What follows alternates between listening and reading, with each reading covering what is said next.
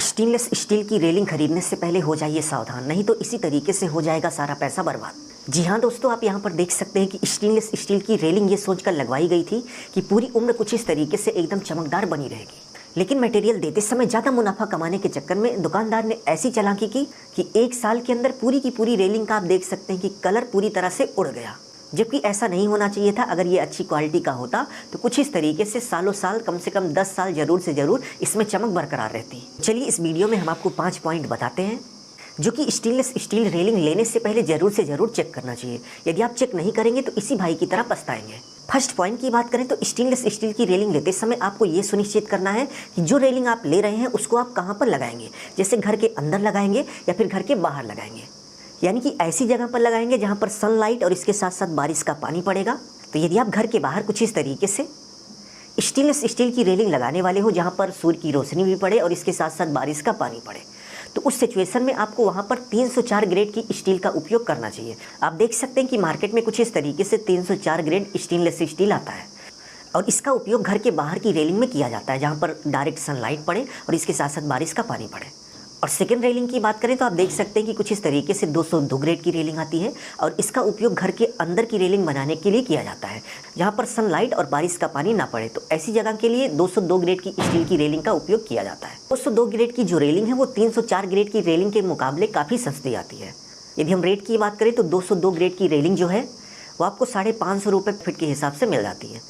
और वहीं यदि हम 304 ग्रेड की रेलिंग की बात करें तो आपको 750 से लेकर 800 रुपये पर रनिंग फीट के हिसाब से मिलती है।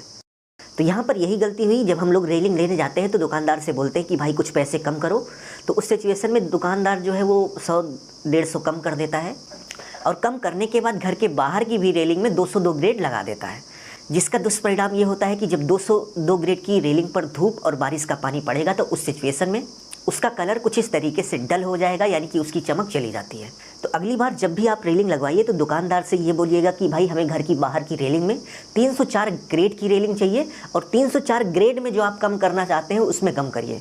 ये नहीं कि भाई 304 ग्रेड की रेलिंग में आप कम करवा रहे हैं, 50 रुपये छोड़कर आप 202 ग्रेड की रेलिंग लगा दें, तो भाई इससे आपका ही घाटा होगा। तो ऐसी डील आपको बिल्कुल भी नहीं करनी है। घर के बाहर आपको हमेशा के लिए इस बात को नोट कर लीजिए कि जब भी आप रेलिंग लगवा रहे हैं 304 ग्रेड की स्टेनलेस स्टील का उपयोग करेंगे। सेकंड पॉइंट की बात करें तो कुछ दुकानदार यहाँ पर भी पैसा बचाते हैं। आप देख सकते हैं कि रेलिंग लगाते समय रेलिंग में बहुत सारे पार्ट ऐसे होते हैं जो कि पाइप के अतिरिक्त लगाए जाते हैं। जैसे ये वाला पार्ट हो गया, बीच की कुछ पाइपें हो गई और बीच में कुछ डिज़ाइनें बनती हैं। तो कुछ दुकानदार इसको देते समय भी इसका ग्रेड चेंज कर देते हैं। जैसे मान लीजिए 304 ग्रेड देना है तो वो लोग 202 ग्रेड देंगे तो इसका जो रेट होगा वो ऑलरेडी कम हो जाएगा।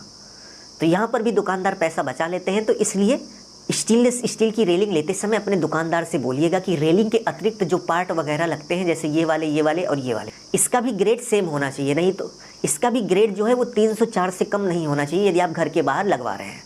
थर्ड नंबर पॉइंट की बात करें तो स्टेनलेस स्टील की रेलिंग लगाते समय आप देख सकते हैं कि कुछ इस तरीके से जब इसकी फिक्सिंग की जाती है, इसको जब जाम किया जाता है तो जहाँ पर होल होता है वहाँ पर कुछ इस तरीके से एरोलाइट लगाया जाता है।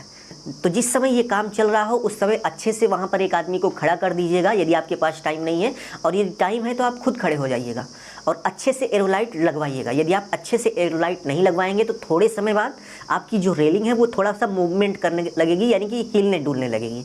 तो अच्छे से आपको एरोलाइट लगवाना है। नेक्स्ट पॉइंट की बात करें तो स्टेनलेस स्टील की रेलिंग लगाते समय बहुत सारे मिस्त्री जो है वो पैसा कम करने के चक्कर में बीच की स्पेसिंग कम कर देते हैं। तो इस बात का आप ध्यान रखिएगा कि भाई बीच की जो स्पेसिंग है, जो बीच में मटेरियल लगता है, उसकी मात्रा कम नहीं होनी चाहिए, नहीं तो बहुत सारे ऐसे एक्सीडेंट देखे गए हैं कि बीच से छोटे छोटे बच्चे बाहर निकल जाते हैं। तो इस वीडियो में बस इतना ही। उम्मीद है हमने आपको बहुत ही अच्छे से समझा दिया होगा कि स्टेनलेस स्टील की रेलिंग लगाते समय आपको किन बातों का ध्यान देना चाहिए। यदि आपका कोई क्वेश्चन है तो कमेंट बॉक्स में कमेंट करिए और वीडियो को लाइक करके चैनल को सब्सक्राइब कर लीजिए, जिससे हम आगे भी मिलते रहे। अभी के लिए बस इतना ही। अपना ख्याल रखिए और अपने मम्मी पापा का अपने से भी ज़्यादा ख्याल रखिए। इसी भाव के साथ आप सभी से विदा लेते हैं। धन्यवाद।